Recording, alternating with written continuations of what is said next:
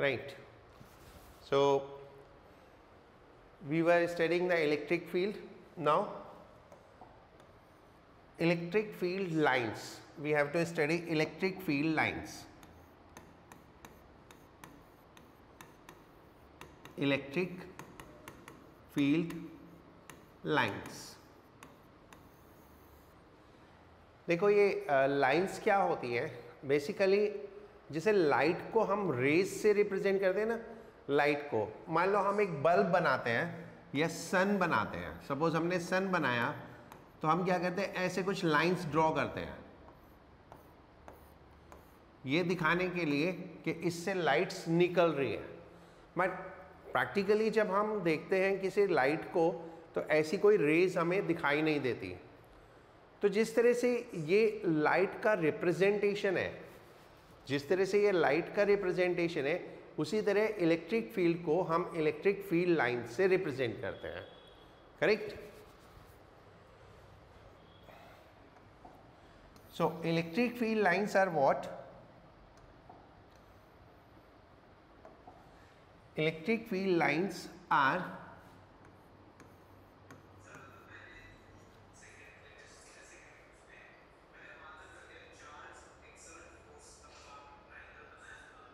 Okay चलो एक बार ये पढ़ते हैं फिर बाद में बात करते हैं। Right? So electric field lines are imaginary curves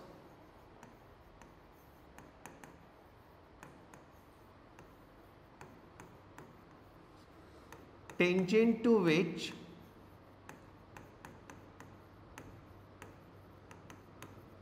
at any point represent direction of electric field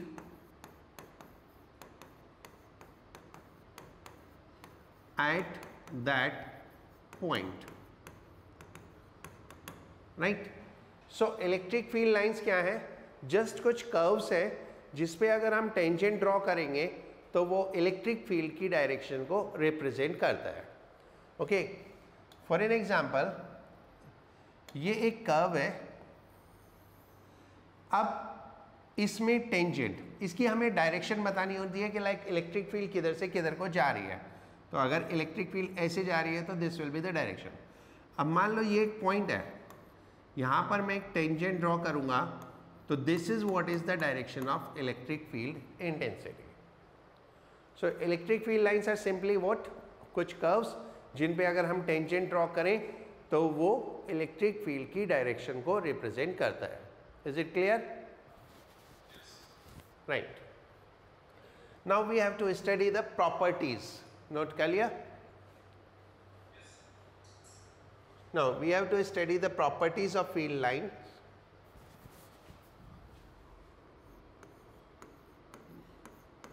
Properties of field lines. The first, they start from positive charge and ends at negative charge. Positive charge से शुरू होती है और negative charge पे खत्म होती है इन ए system of charge. अगर कोई सिस्टम ऑफ चार्ज है तो उसमें ये पॉजिटिव चार्ज से शुरू होंगी और नेगेटिव चार्ज पे खत्म होगी। It is something like that, ये एक पॉजिटिव चार्ज है, ये एक नेगेटिव चार्ज है। So they will be moving like this, positive से नेगेटिव की तरफ। राइट? एंड ऐसे ये घूम के आ रही है ऊपर से पॉजिटिव चार्ज से। सो they are like this.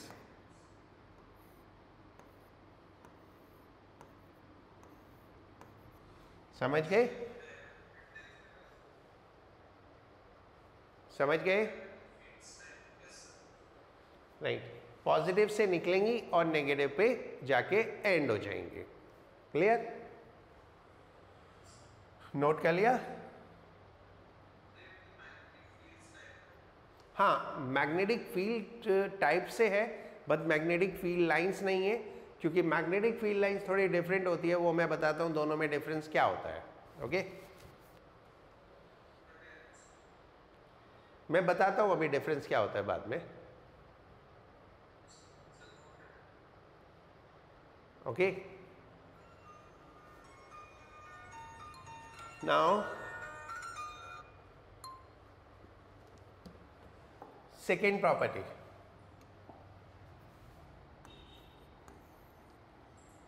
For isolated charge,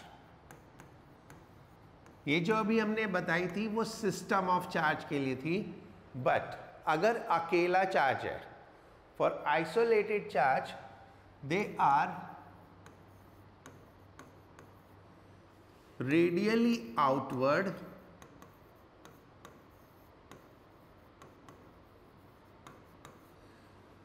extended to infinity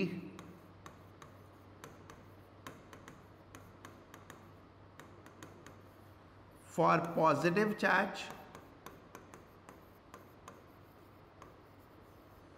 and radially inward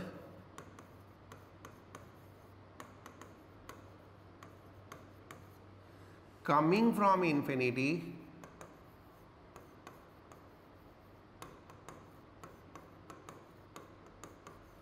for negative charge, right? So इसको अगर हम रिप्रेजेंट करेंगे तो इट इज लाइक दिस। ये अगर पॉजिटिव चार्ज है तो इससे बाहर निकलते हुए,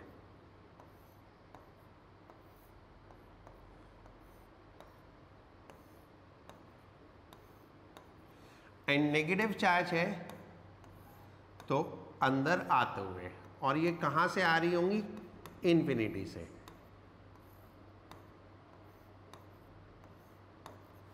right?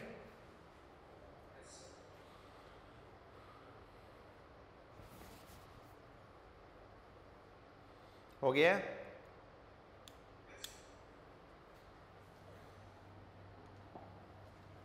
Third, no two lines intersect because if they do so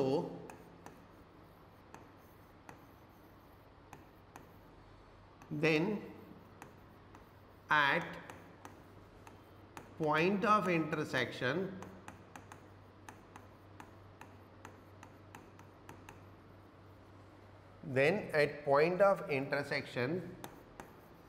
there will be two direction of electric field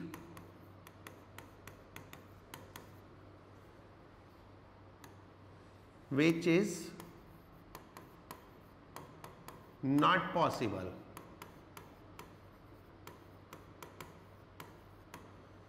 How is it? ये मान लो दो लाइन्स हैं एंड ये इंटरसेक्ट कर रही है। हम ये प्रूव करना है कि ये इंटरसेक्ट नहीं कर सकती, तो हम कॉन्ट्रेरी काम कर रहे हैं। ये प्रूव कर रहे हैं, ये मान लिया कि ये दोनों इंटरसेक्ट कर रही हैं। तो ये पॉइंट ऑफ इंटरसेक्शन पे अगर मैं टेंजेंट ड्रॉ करूंगा तो ये टेंजेंट आएगा, और इस पॉइंट ऑफ इंटरसेक्ट इधर टेंजेंट ड्रॉ करूंगा तो ये आएगा।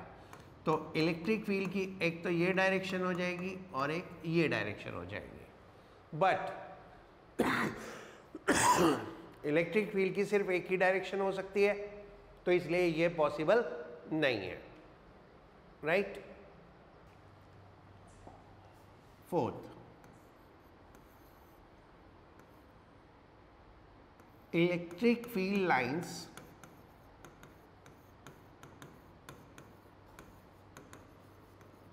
Are never closed loop.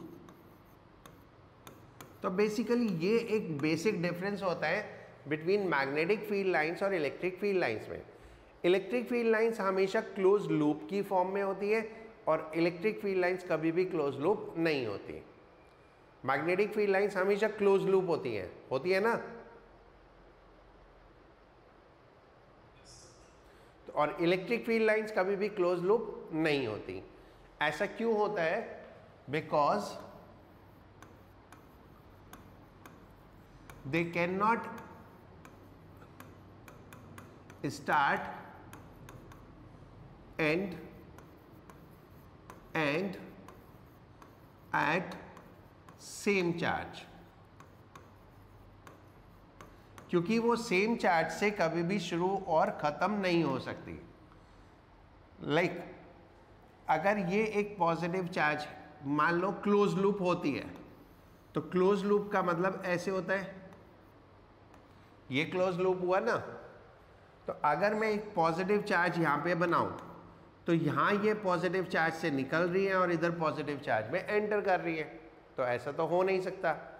Similarly अगर मैं यहाँ नेगेटिव चार्ज बनाऊँ तो ये नेगेटिव चार्ज पे एंटर कर रही है और ये नेगेटिव चार्ज से बाहर निकल रही है, तो ऐसा नहीं हो सकता। तो इसलिए ये पॉसिबल नहीं है। होता क्या है, ये पॉजिटिव चार्ज है, ये नेगेटिव चार्ज है, ये यहाँ से निकलेंगी यहाँ जाएंगी और यहाँ से निकलेंगी यहाँ जाएंगी, और ये क्लोज लूप नहीं है। समझ में आया?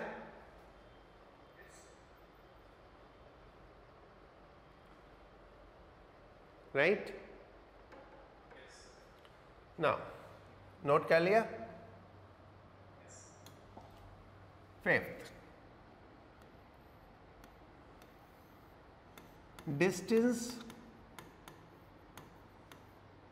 between lines represent electric field intensity. Electric field intensity. If distance between lines, या ऐसे लिखो,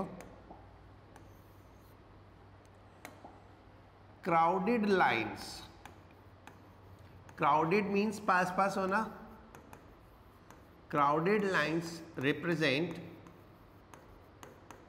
a strong field, while distant lines, अगर लाइंस दूर दूर हैं तो रिप्रेजेंट वीक फील्ड।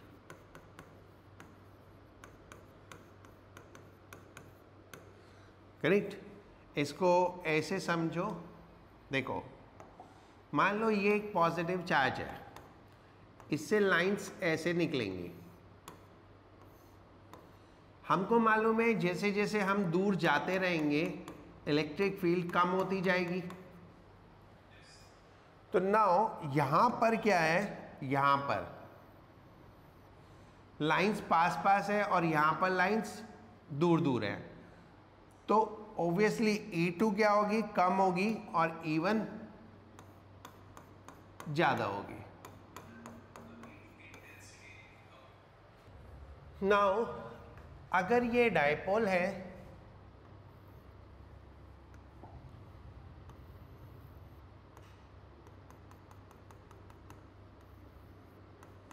तो एक जो लाइन बाइसेक्ट करती है डायपोल को, जो लाइन बाइसेक्ट करती है, इसको हम इक्वेटोरियल लाइन बोलते हैं। और अगर एक प्लेन बाइसेक्ट करता है तो उसको हम इक्वेटोरियल प्लेन बोलते हैं। राइट? तो ये जो लाइन है ये इक्वेटोरियल प्लेन कह लो या इक्वेटोरियल लाइन कह लो, ये इस डायपोल को बाइसेक्ट करती है। तो if this is charge A Q, तो ये डिस्टेंस ए होगा और ये डिस्टेंस भी ए होगा, एंड ये चार्ज क्यू। ये दो चार्ज ए एंड बी मान लो, और ये सेंटर हम ओ लेते हैं। ठीक है, तो मुझे इस पॉइंट पे इलेक्ट्रिक फील्ड कैलकुलेट करनी है, इस पॉइंट पे। ये पॉइंट कहाँ पे है? On equatorial line. So let me specify electric field at a point on equatorial line of dipole। ठीक है, now let's make a construction. इसको ऐसे मिलाओ and let's say this angle is theta. Similarly इसको मिलाएंगे तो ये एंगल भी थीटा आएगा, क्योंकि ये डिस्टेंस और ये डिस्टेंस इक्वल है। And this distance of P from O is R, right?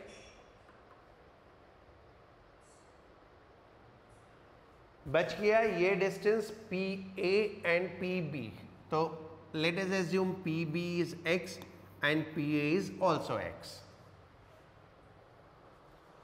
ये कंस्ट्रक्शन समझ में आई? ओके, नाउ पॉजिटिव चार्ज से इलेक्ट्रिक फील्ड किधर को होगा? अवे फ्रॉम द चार्ज, तो B से P की तरफ को, करेक्ट? तो this will be electric field due to positive charge. कितना?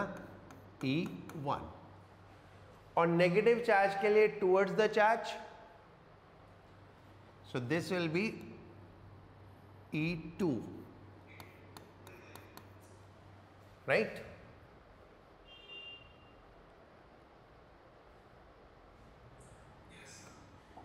अब ये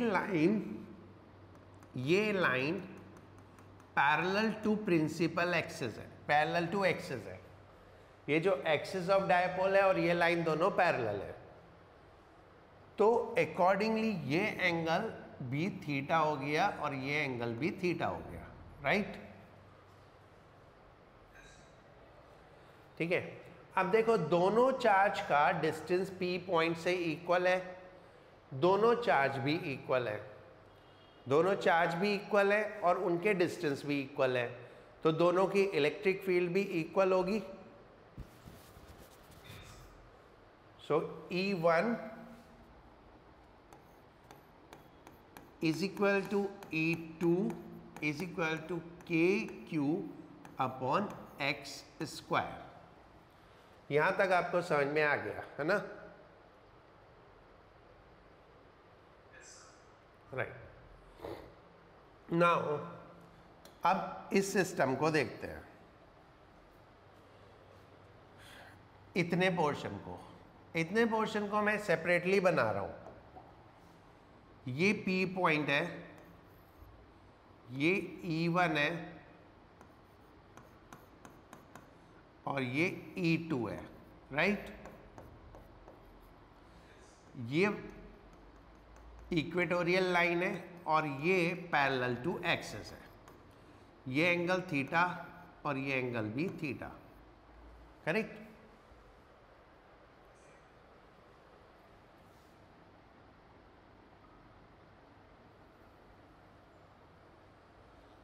नाउ इसके दो कंपोनेंट कर सकते हैं। एक कंपोनेंट ये हो जाएगा, राइट? और एक कंपोनेंट ये हो जाएगा। मैं इनको डिफरेंट कलर से ड्रॉ कर देता हूं। This is one component, this is another component. Similarly E2 के भी दो कंपोनेंट हो जाएंगे, नहीं?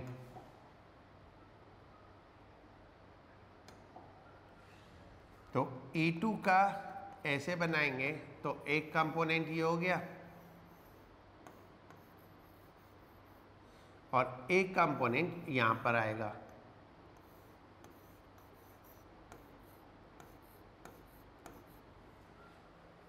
इतना समझ में आया? इसमें पूछना है कुछ? अब जिसके साथ एंगल दिया होता है, जिसके साथ एंगल दिया होता है वो कॉस कंपोनेंट होता है और दूसरा वाला साइन कंपोनेंट होता है। तो ये हो गया E1 साइन थीटा एंड ये हो गया E2 साइन थीटा। ये हुआ E1 कॉस थीटा और ये हुआ E2 कॉस थीटा, राइट? ठीक है?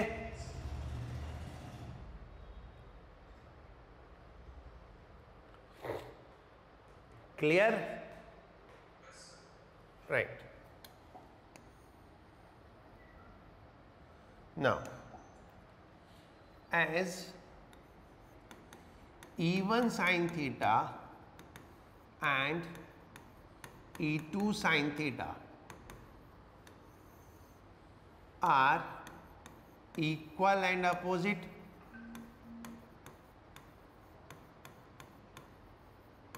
देखो E1 और E2 बराबर है तो E1 sin थीटा और E2 sin थीटा भी बराबर होंगे, और दोनों अपोजिट है, are equal and opposite, so cancel out. तो कैंसल हो गए, राइट? Hence net field. अब बचे कौन से दो component? E1 cos theta and E2 cos theta, और इसको हम लिख सकते हैं 2E1 cos थीटा, क्योंकि E1 E2 तो बराबर है। Okay?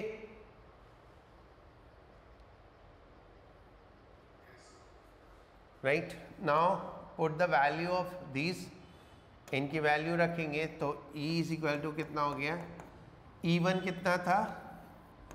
KQ by x square and cos theta. Cos theta कितना होगा? देखो यहाँ एक मिनट पहले ये देखो जरा, कॉस थीटा कितना होगा यहाँ से? A बाई एक्स,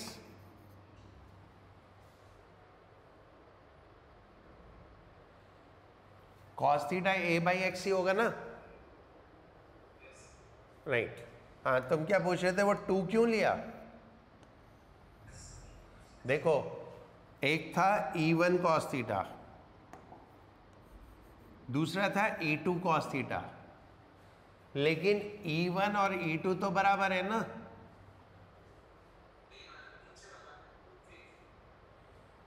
E1 की जगह 2 तो ये 2, ये वाला 2 आ गया, और E1 की जगह KQ बाई एक्स स्क्वायर आ गया, राइट? और cos थीटा की जगह A बाई एक्स। अब Q इंटू 2A क्या हुआ?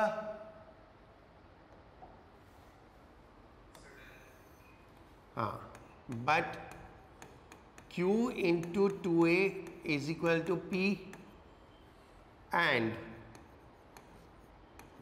x is equal to A square plus R square to the power half. जो x है वो क्या है?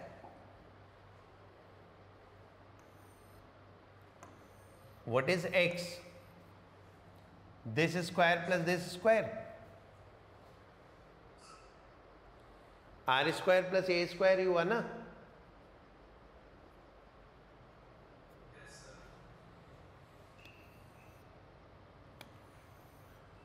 तो x is equal to this, तो E कितना आ गया?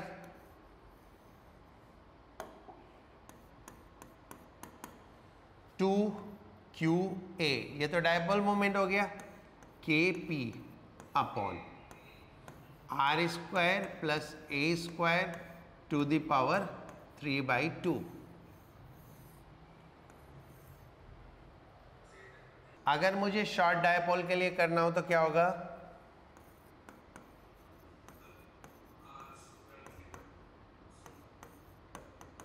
ए स्क्वायर को नेग्लेक्ट कर देंगे,